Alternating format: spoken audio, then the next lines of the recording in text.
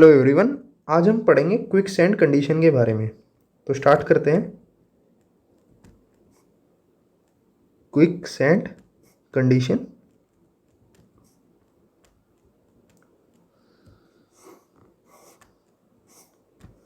अब quick sand condition को पढ़ने से पहले हमें पता होना चाहिए अपवर्ड फ्लो कंडीशन के बारे में। सो पहले हम देखते हैं अपवर्ड फ्लो कंडीशन क्या है।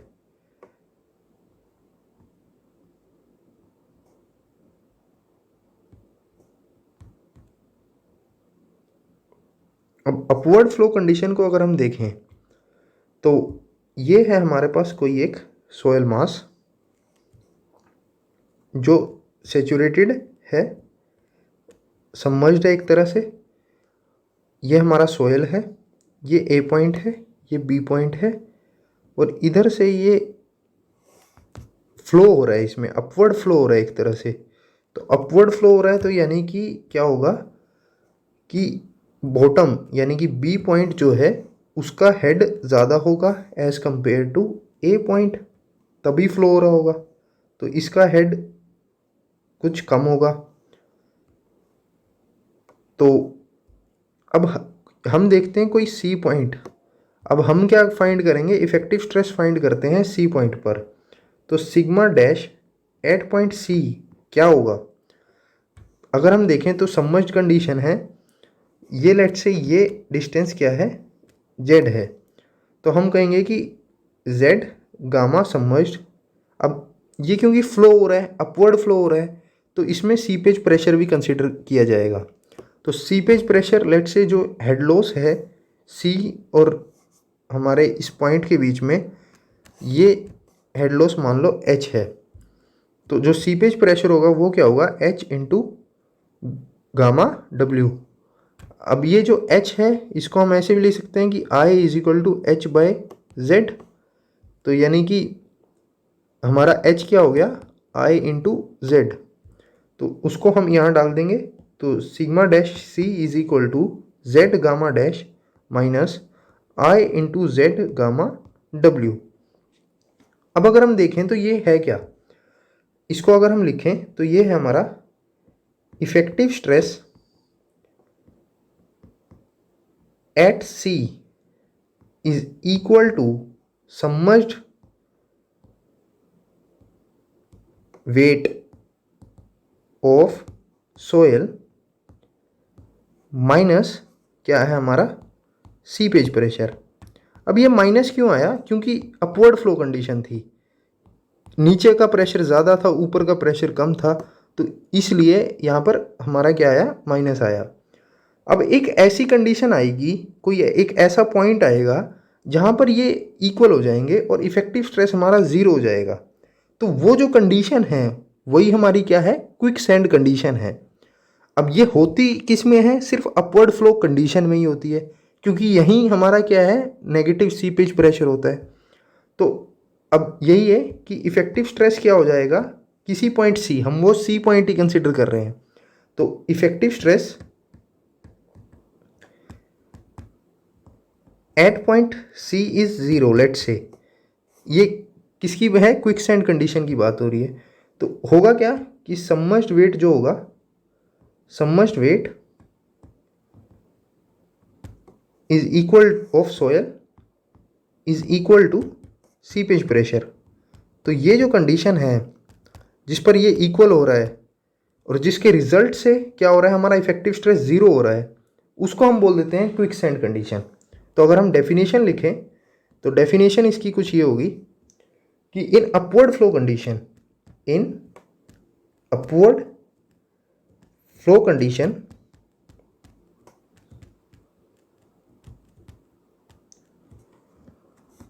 in soil mass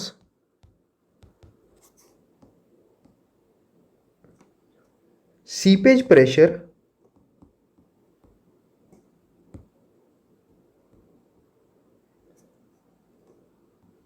also acts in upward direction.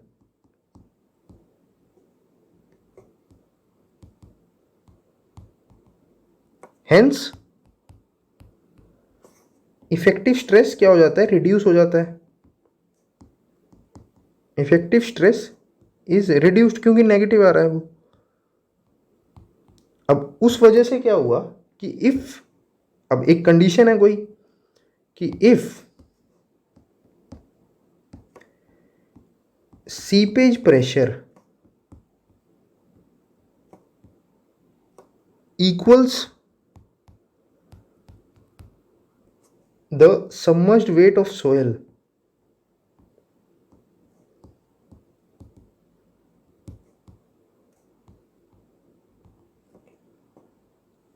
then effective stress क्या हो जाएगा, ज़ीरो हो जाएगा। Effective stress is zero. और इफेक्टिव स्ट्रेस अगर ज़ीरो हो गया तो अगर हम कोहेशनलेस सॉइल की बात करें, इन कोहेशनलेस सॉइल क्या हो जाएगा, शियर स्ट्रेंथ ज़ीरो हो जाएगी।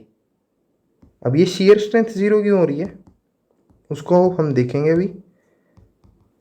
इज ज़ीरो, अब ये कैसे हुई शियर स्ट्रेंथ ज़ीरो, तो उसका रीज़न है कि फॉर्मूला एस क्या होता है, एस होता है हमारा C plus sigma N tan five.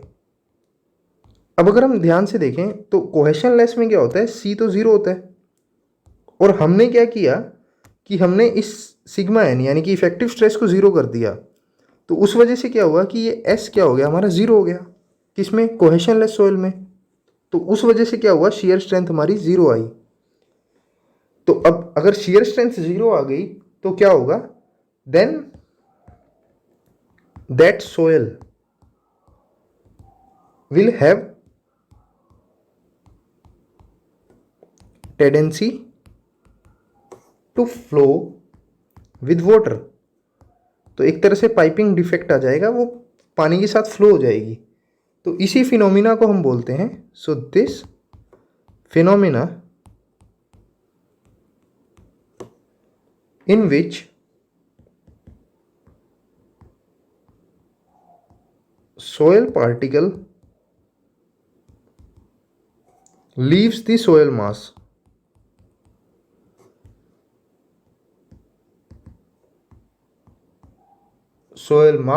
and flow along with water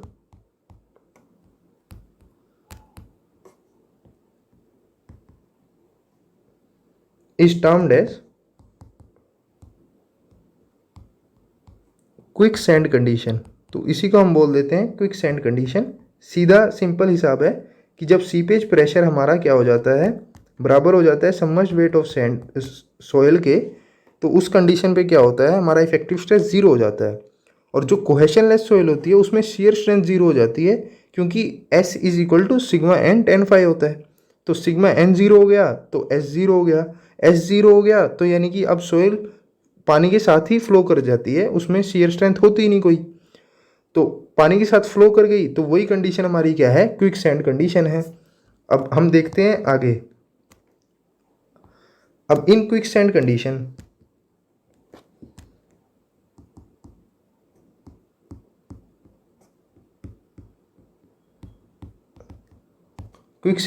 में क्या होगा, हमारा सिग्मा डैश क्या हो गया, ज़ीरो हो गया। सो सिग्मा डैश क्या था हमारा, z into gamma dash minus I into Z gamma W is equal to zero. अब ये इसको इक्वेट कर देते हैं, तो z into gamma dash is equal to I into Z gamma W. z से z कैंसिल हो जाएगा तो ये कैंसिल हो गया।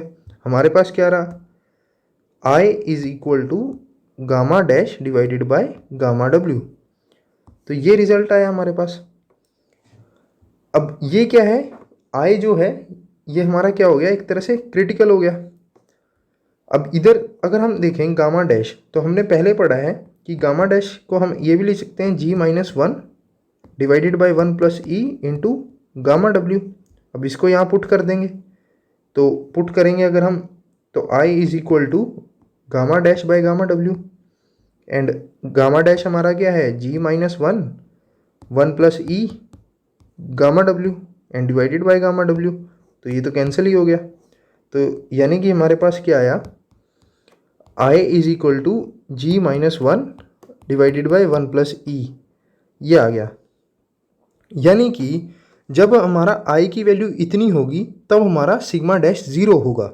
यानी कि इफेक्टिव स्ट्रेस ज़ीरो कब होगा? जब आई की value G minus one divided by one plus E होगी। यानी कि ये कैसी कंडीशन है? ये हमारी क्रिटिकल कंडीशन है। तो ये क्रिटिकल कंडीशन है, तो इसलिए हम आई को बोल देते हैं critical hydraulic gradient. So critical hydraulic gradient, जो कि क्या है हमारा आई सी है। So I C is equal to G minus one divided by one plus E, ये हो गया। अब हम बात करते हैं, अगर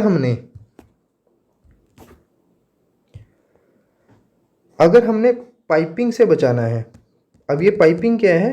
अपवर्ड फ्लो कंडीशन है, जिसमें हमारी जो सोयल है वो पानी के साथ चल रही है, साथ में उसके फ्लो कर रही है उसके साथ।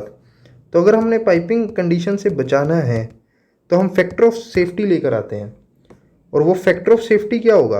अब हमें पता है कि पाइपिंग कंडीशन में क्या होगा, I is greater then I सी होगा, जो हमारा क्रिटिकल से ज़्यादा होगा, तभी जो हमारी सोयल है वो पानी के साथ फ्लो करेगी। बट हमने तो बचाना है उसको, तो बचाने की कंडीशन क्या होगी? तो अगर बचाना है no piping condition, so no piping condition में क्या होगा, आई सी जो होगा हमारा, आई जो होगा वो लेस देन होगा आई सी के। आई अगर लेस देन आई सी तो फैक्टर ऑफ सेफ्टी हमेशा ग्रेटर देन वन होता है। तो यानी कि फैक्टर ऑफ सेफ्टी हमारा क्या बन गया, आई सी डिवाइडेड बाय आई। अब आई सी डिवाइडेड बाय आई बन गया, या हम कहते हैं इसको सबमर्ज्ड वेट। तो submerged weight divided by seepage pressure. अब ये कहाँ से आया? सो फैक्टर ऑफ सेफ्टी क्या है हमारा, ग्रेटर देन वन होता है। तो अगर सबमर्ज्ड वेट हमारा ग्रेटर देन सीपेज प्रेशर होगा, तो यानी कि इफेक्टिव स्ट्रेस कभी ज़ीरो नहीं होगा, पॉजिटिव रहेगा। तो हम कह देंगे कि नो पाइपिंग कंडीशन। पाइपिंग क्या है कि सॉयल फ्लो नहीं कर रही है हमारे वाटर के साथ, तो वो हमें नहीं चाहिए, तो नो पाइपिंग कंडीशन। अब नेक्स्ट देखते हैं हम। नेक्स्ट है कि सैंड के लिए, फॉर सैंड जो हमारे जी की वैल्यू है वो होती है 2.65 और ई होता है अप्रोक्सीमेटली 0.65। तो अभी हमने फाइंड किया कि जो हमारा आई सी है वो होता है G minus one divided by one plus E. Just put कर देते हैं, तो 2.65 minus one divided by one plus 0.65, तो ये हो गया हमारा 1.65 डिवाइडेड बाई 1.65, यानी कि आई सी हमारे पास आ गया 1। आई सी 1 आ गया, यानी कि जब हमारा आई सी 1 होगा वो हमारा क्या है, एक क्रिटिकल कंडीशन है फॉर क्विक सैंड। तो ये एक रिजल्ट है, ये अप्रोक्सीमेट रिजल्ट है। अब हम नेक्स्ट देखते हैं। सो नेक्स्ट ये है कि जो क्विक सैंड है, ये क्विक सैंड ही क्यों है? नेक्स्ट हमारे पास ये आता है कि क्विक है सैंड ही क्यों लगाया हुआ है इसमें? क्योंकि अगर हम क्ले की बात करें तो क्ले में क्या है, S is equal to C plus sigma N tan phi होता है। तो अगर क्ले में सिग्मा एन ज़ीरो हो भी गया तब भी उसके पास सी है, इनहेरेंट कोहेजन उसके पास है, इनहेरेंट कोहेजन उसके पास है। तो इसलिए उसका जो शेयर स्ट्रेंथ है वो कभी जीरो होती नहीं, क्योंकि उसके पास इनहेरेंट कोहेजन है। अगर एस ज़ीरो होता नहीं तो पाइपिंग कंडीशन भी नहीं आती, यानी कि क्विक सैंड कंडीशन, ये जो क्विक कंडीशन है ये भी नहीं आती। तो इसलिए क्ले में क्विक सैंड कंडीशन आती नहीं। अब नेक्स्ट है हमारे पास ग्रेवल। अब ये जो कंडीशन है ये ग्रेवल में भी नहीं आती। ग्रेवल में क्यों नहीं आती? क्योंकि काफ़ी हाई डिस्चार्ज हमें लगाना पड़ेगा ताकि सबमर्ज्ड वेट के वो बराबर हो, जो कि पॉसिबल नहीं होता। तो इसलिए हम इसको सिर्फ क्या कह देते हैं, क्योंकि ये सैंड में ही होती है तो इसलिए इसको हम क्विक सैंड कंडीशन बोल देते हैं। अब नेक्स्ट आता है हमारे पास कि ये कंडीशन जब हम एक्सकेवेशन कर रहे होते हैं तब भी आ जाती है। जैसे ये हमने एक्सकेवेट किया कुछ पोर्शन, अब एक्सकेवेट करेंगे तो हम क्या कर रहे हैं कि जो सबमर्ज्ड वेट है उसको कम कर रहे हैं। अगर सबमर्ज्ड वेट हमने कम कर दिया तो वो कहीं ना कहीं सीपेज प्रेशर के बराबर हो जाएगा और क्विक सैंड कंडीशन आ जाएगी। तो ये हमने इतना एक्सकेवेट किया है। और एक्सकेवेट कब करेंगे? जब हम ग्राउंड सबमर्ज्ड कंडीशन है तो यानी कि ग्राउंड लेवल से नीचे एक्सकेवेट करेंगे और पंपिंग करेंगे। तो ये है, ये हमारा यहाँ पर ड्रॉ डाउन बन गया, ये कंडीशन है। ये टोटल जो डेप्थ है ये h है, कैपिटल H। जो यहाँ से एक्सकेवेशन किया, एक्सकेवेशन कितना किया, ये लेट से x है, तो एक्सकेवेशन कितना हुआ, depth of excavation. So depth of excavation हमारी हुई h माइनस एक्स, और ये लेट से जो हाइट है ये HW है। सो जो रिजल्ट निकलता है यहाँ से वो है हमारा कि x into gamma submerged is equal to h minus HW minus X, क्योंकि सीपेज प्रेशर क्या होगा, यही होगा, ये वाला portion, that is HW minus X. So यहाँ पर लिख देंगे HW minus X and into gamma W। तो ये सबमर्ज्ड वेट है और ये सीपेज प्रेशर है, इनको हमने इक्वेट कर दिया। और डेप्थ ऑफ एक्सकेवेशन क्या है, h माइनस एक्स है। तो यहाँ से हमारे पास रिजल्ट आया x into gamma dash is equal to HW gamma W minus X gamma W। तो इसको अगर हम राइट हैंड साइड ले जाएंगे इस पोर्शन को, तो ये हमारे पास आएगा x into gamma sat is equal to HW into gamma W। तो ये रिजल्ट हमें इम्पोर्टेंट है, ये याद रखना है। सो आज के लिए इतना ही, थैंक यू।